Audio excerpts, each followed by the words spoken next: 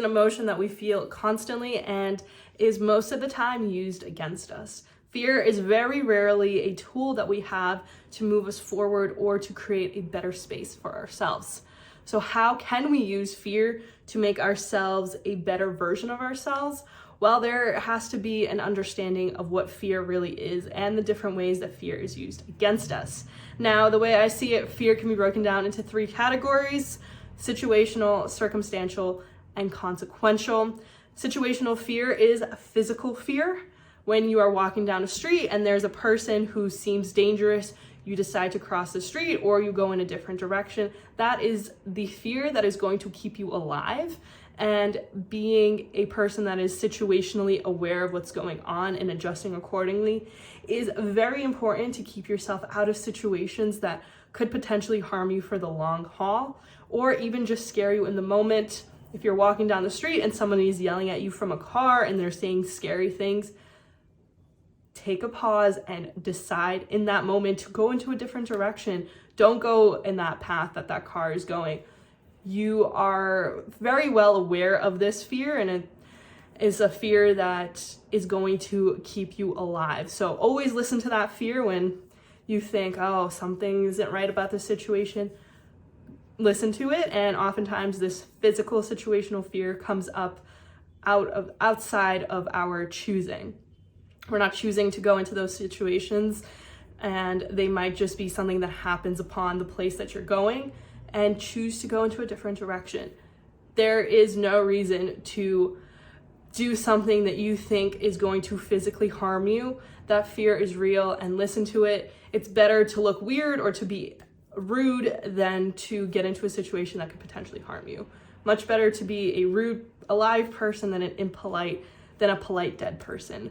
And sometimes there's nothing behind those fears, and sometimes there is, and either way, listen to that fear. Don't follow through on going down any path or any road or in any car that doesn't suit you in that moment and your instincts are telling you not to. So that is very real fear, very, very real fear that is going to save your life. Listen to it, it's important, and just stay aware, be situationally aware. There's so many people when I walk down the street that are not aware of their surroundings, and it is scary. Don't be one of those people. Be aware of your surroundings. Don't listen to music super loud. Be aware. I know I was the kid too who always had music blasting, but there are situations that can happen and they can be scary and they're not necessary. Choose to be in a better place by just following through on what your instincts are telling you. Now, emotional situational fear is usually situations that you're choosing or could choose. Now, that could be getting on a roller coaster, watching a scary movie, getting on a flight. And some of those experiences are more valuable than others. Watching a scary movie really isn't going to move the trajectory of your life in one way or the other, but getting on a plane might.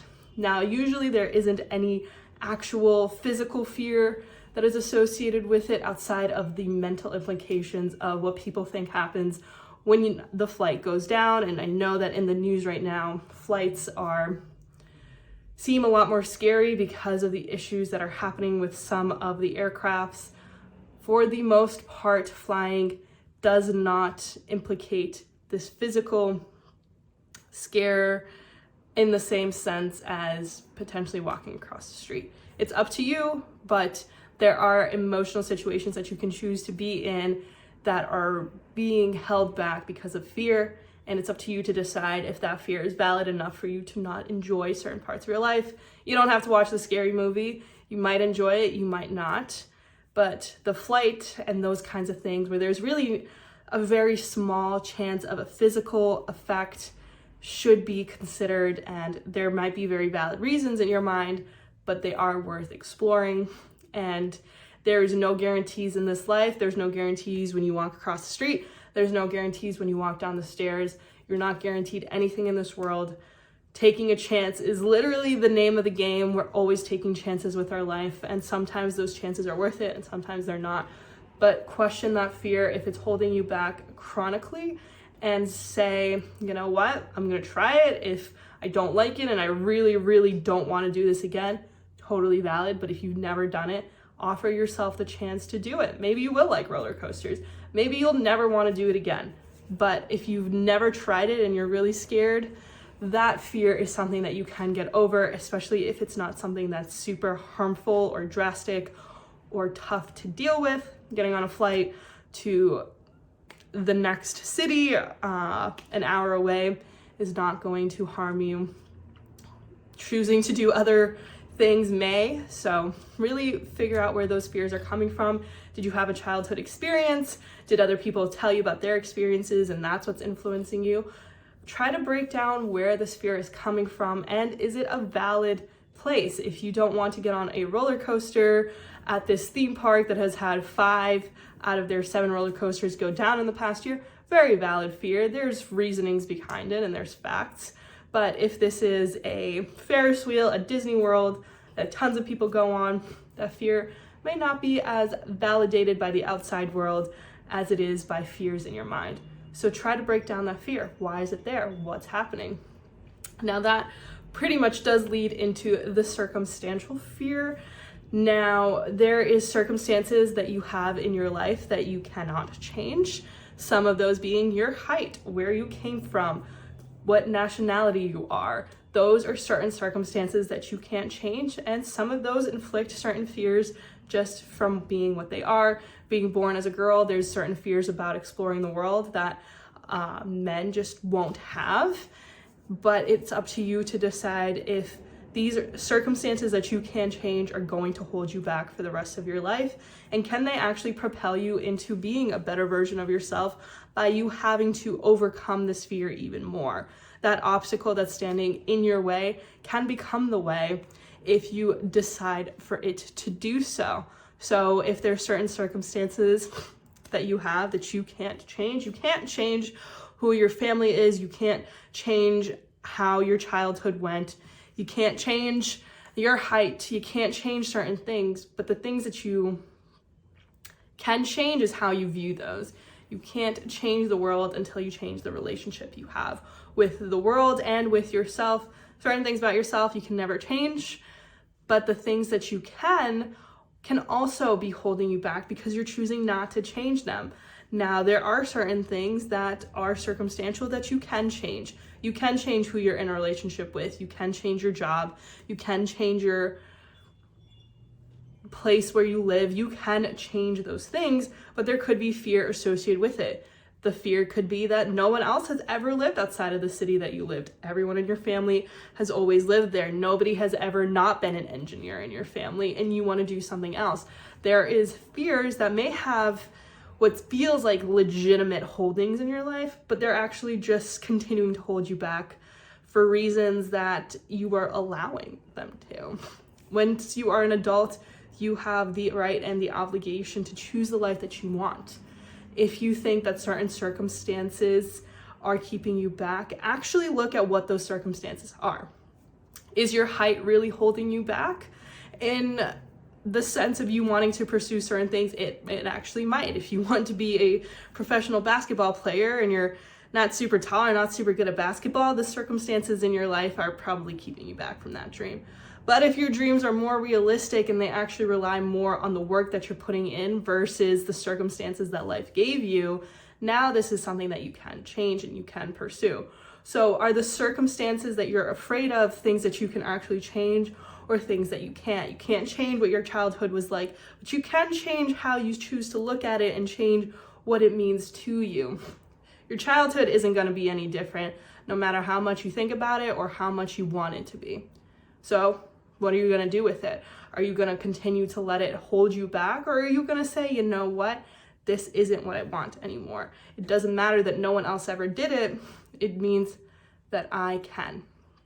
And other people telling you that you can't do it, it's simply them telling you what they think of themselves and what they are choosing not to do. So look at the circumstances in your life. Write out the circumstances that you can't change, and write out the circumstances that you can, and look at which list is longer and realize that neither of these should actually hold you back. But they probably are because of some other fear that somebody else has told you. Somebody else told you need to get married by 30. You need to be married with kids by 25.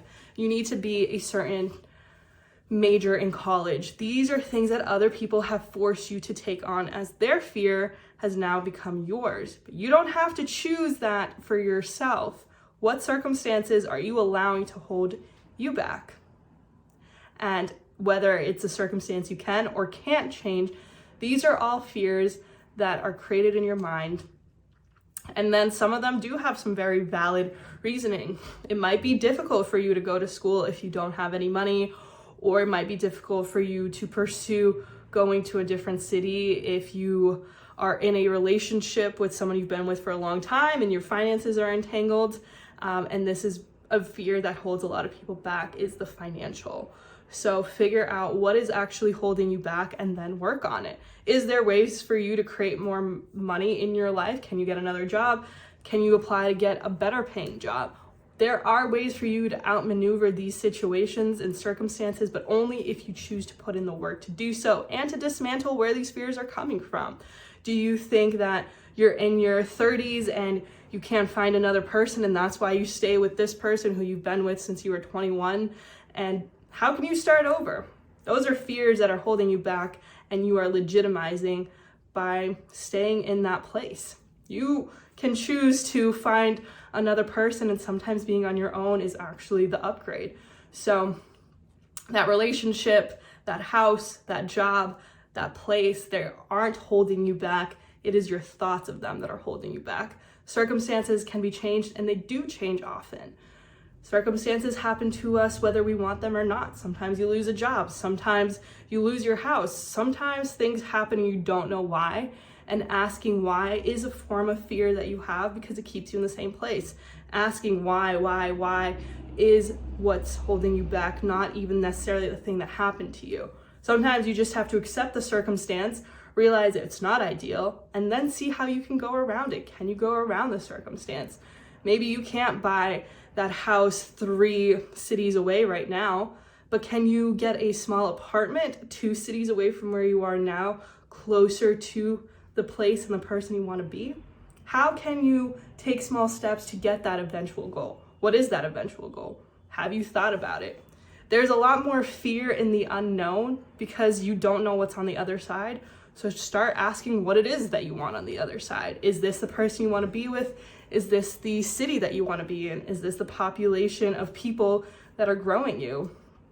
Are your friends there for you? Who is holding you back? It's usually yourself, but there are other people who are benefiting from you staying in that small town. There's people who can't get out for circumstances that they feel they can't overcome. They might be projecting that onto you, and you might be saying, you know what, I agree. I don't want to go because I'm scared of this or that. What circumstances? What is actually going on?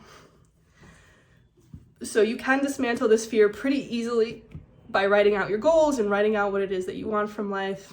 And if you can't see a way to get around that specific circumstance, is there another one that you can get? If you can't see yourself getting out of this relationship, can you get out of this job? Can you get out of the city? Where can you start, and how can you get to that eventual person that you want to be? Now, this also requires overcoming some fear because you probably haven't thought about it before. You haven't sat down with a piece of paper and written out what is it that I want from life. And in and of itself, that can be scary because once you know, now you have to do something. Once you're aware that this isn't the life that I want, the fear you now have to get over is, can I even do this? And you can only do as much as you are willing to let yourself do. You can only overcome as much as you are willing to overcome. You can do it, but only if you put yourself in the position to say, hey, I want better for myself and I can do it. So write out what circumstances, and you'll probably see that the biggest circumstance is your own view of what those circumstances are versus what they actually are. You can get out of a relationship no matter how entangled and how involved you are in each other's life. You can get out of that job and find another one. There's a lot of them. You can start over. It's up to you. And the fear that's holding you back can be used as motivation. You want to prove them wrong. You want to prove yourself wrong. Maybe that's the motivation you need. Where is your life going and how are you going to get there? What are you going to do? Now, consequential fear can be intentional or non-intentional. And I don't want to say accidental, because accidental takes your power away. And that is really where fear thrives, is when you feel like you don't have power. So there's intentional consequences that you are choosing when you make a decision. And sometimes there's unintentional consequences. Not because you didn't necessarily know that they could be consequences. They're just ones that weren't as big of a factor when you made that decision. Now, intentional consequences come along with everything. You know when you drink more water what the consequences of that are, and sometimes you like those consequences. Consequence in and of itself doesn't mean anything. It could be good or bad. It's only the meaning you apply to it that is the difference. So what is that difference for you? Sometimes there is fear in pursuing a relationship, pursuing a new job, but that fear has circumstances that are associated with it that are easier to deal with than others. Now, consequential fear can also be you choosing to be with somebody that you shouldn't be, and you are well aware of the decisions of that, and you choose to do it anyway. Now, you might be overcoming fear a lot easier because you think in the moment it's more fun, but what is that long-term fear?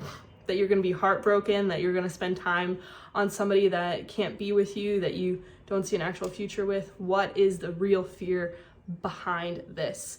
What are the consequences? Consider it from that point of view. Consequential fear is usually you making a decision that most people wouldn't, or that you probably wouldn't either, but you usually feel like something else is going on in your life that you can't control. So you want to make this bad decision so you feel like you have some control over your life. Be very well aware that you have control over your life in every category when you are even able to make a decision. If you are even contemplating, do I want to get married? Do I want to change my job? The fact that you are contemplating that means that you have the power and the ability to change it. So why not change it? The consequences that we face are valuable because we get to face them. You get to think, what would it look like if I had a different job? Because you probably have the ability to get another job. You aren't stuck at that one because you don't think that you are, because you're thinking about having a different one. Those are all important ways to look at this fear and break it down and say, hey, I think that I could do better because I, in my mind, understand that I could. You wouldn't feel something or wouldn't become aware of something if you weren't supposed to be able to do it. You wouldn't think that you could climb Mount Everest if you didn't legitimately, in some capacity, think that you could. And it's very easy to also write out, all right, I have these values, I have these skills, I have these abilities. These are now my roadmap to where I want to go. Now, you may or may not be thinking of the consequences of your decision. That doesn't mean that those consequences don't exist. And because you're not thinking of them, doesn't mean they won't happen. They may happen at a greater degree than you think. But either way, consequences are a good way to question your own fear and to look at what's going on. Are your fears of those consequences legit? If I talk to this person who's in this relationship and I become interested, well, the consequences of that is I'm going to be sad and hurt, and I don't want that. But if you aren't considering those consequences when you pursue that person, that doesn't mean those consequences won't exist. They just mean you're ignoring them.